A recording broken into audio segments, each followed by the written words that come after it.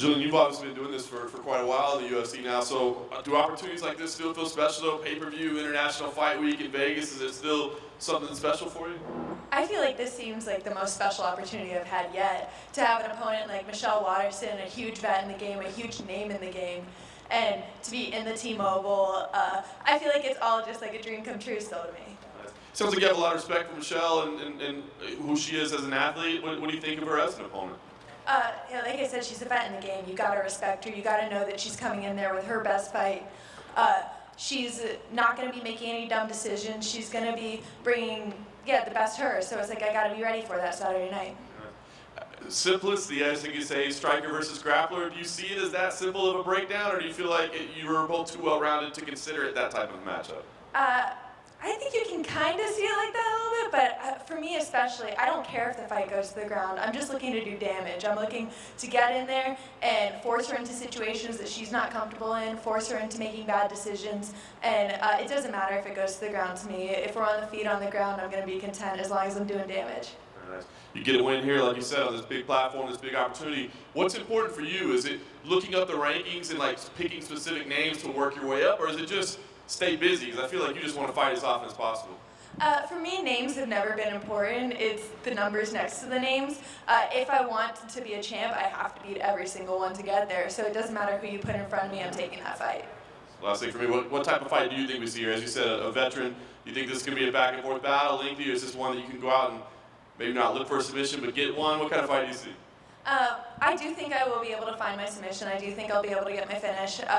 I don't see it necessarily being a back and forth battle, but I don't see Michelle going away easy either. Gillian, right here. Going off of that, you said you don't expect it to be back and forth, but not putting her away. Does that mean you kind of view this as kind of a dominant performance from you? Is what you expect? I think I'm expecting a dominant performance. Just the way that my camps went, I've never felt so ready for a moment. I keep on saying to myself that this is my time, because I do just truly believe that at this moment. I believe that I am more than ready to walk in the cage right now. I'm more than confident in myself and my ability, and it's my time. Was it something different in this camp as opposed to previous ones that led to you kind of having this feeling for this fight specific? I think it's honestly just my last few camps. Excluding the Tabitha Ritchie camp, my last 3 wins, the camps have just went so perfect for me. I've really found the formula that I need with Goat Shed and Dean Thomas, and just the schedule that I need and everything that I need to be ready and get my hand raised. How's it training at Goat Shed? Because we've seen the videos on social media, it seems a little different.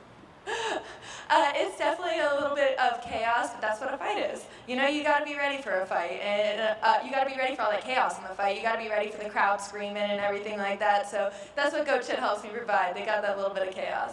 Last one for me. Can I get your thoughts on the main event between Alex and Yuri?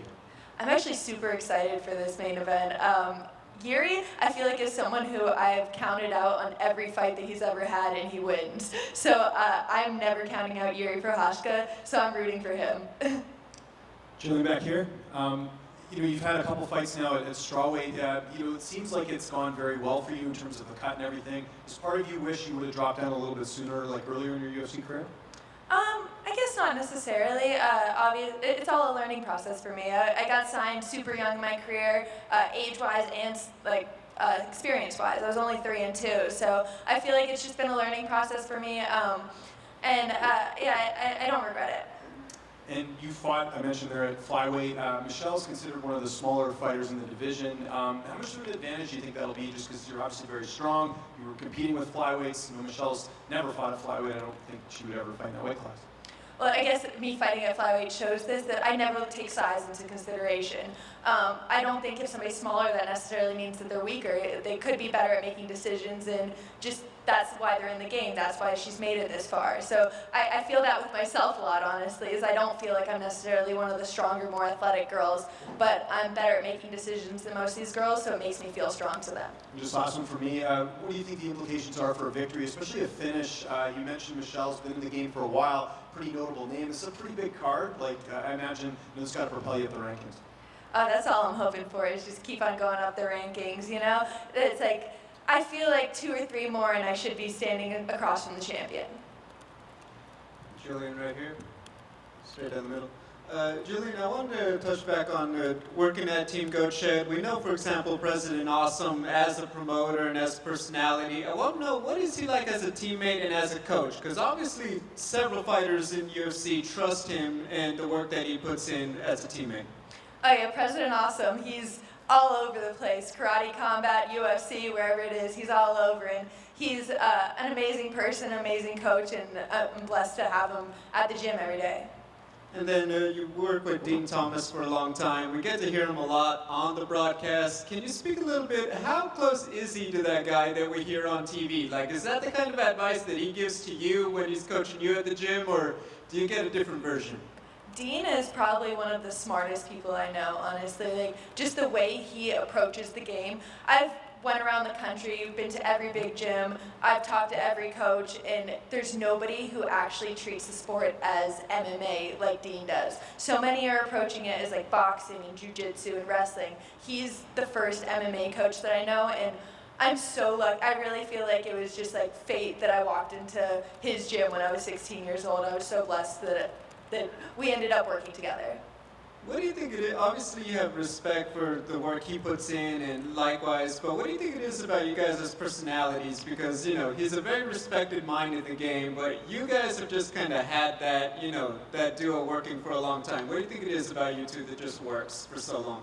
I think we're both just workhorses, honestly. We're both just down, like, he would text me at any time of day, be like, yo, we're training, and be like, okay, I'll be there, So I feel like it developed a respect between us, and he just knows that I want it that bad. So it's like, I feel like, I think it is developed off the fact that we're both just workhorses.